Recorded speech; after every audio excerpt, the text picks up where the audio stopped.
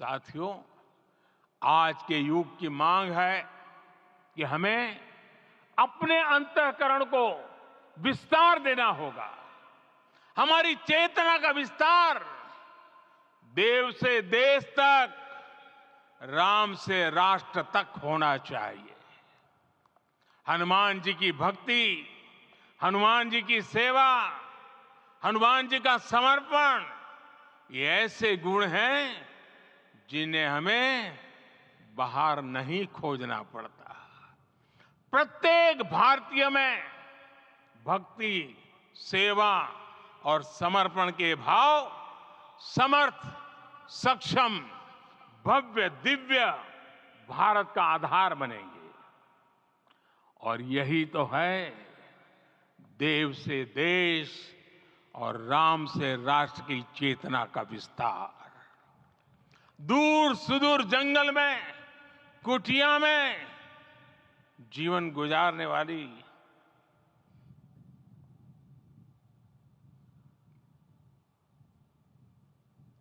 मेरी आदिवासी मां शबरी का ध्यान आते ही अप्रतिम विश्वास जागृत होता है।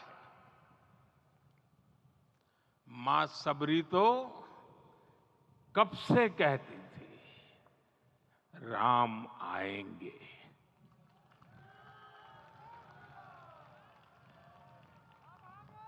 प्रत्येक भारतीय में जन्मा यही विश्वास समर्थ, सक्षम, भव्य भारत का आधार बनेगा। और यही तो है देव से देश और राम से राष्ट्र की चेतना का विस्तार। हम सब जानते हैं कि निषाद राज की मित्रता सभी बंधनों से परे है। निषाद राज का राम के प्रति सम्मोहन, प्रभु राम का निषाद राज के लिए अपनापन कितना मौलिक है। सब अपने हैं, सभी समान है। प्रत्येक भारतीय में अपनत्व की, बंधुत्व की ये भावना समर्थ, सक्षम, भव्य, दिव्य भारत का आधार बनेगी। और यही तो है देव से देश और राम से राष्ट्र की चेतना का विस्तार। साथियों, आज देश में निराशा के लिए रत्ती भर भी स्थान नहीं है। मैं तो बहुत सामान्य हूं, मैं तो बहुत छोटा हूं। अगर कोई ये सोचता है तो उसे गिलहरी के योगदान को याद करना चाहिए।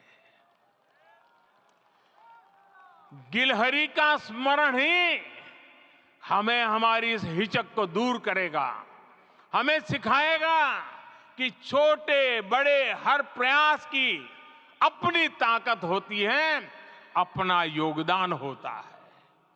और सबके प्रयास की यही भावना समर्थ, सक्षम, भव्य, दिव्य भारत का आधार बनेगी।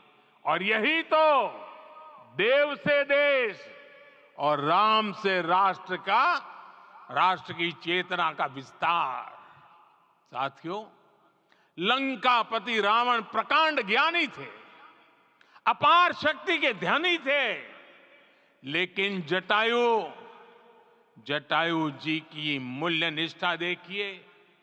वे महाबली रावण से भिड़ गए। उन्हें भी पता था कि वो रावण को परास्त नहीं कर पाएंगे, लेकिन फिर भी उन्होंने रावण को चुनौती दी। कर्तव्य की यही पराकाष्ठा समर्थ, सक्षम, भव्य, दिव्य भारत का आधार है। और यही तो है देव से देश और राम से राष्ट्र की चेतना का विस्तार।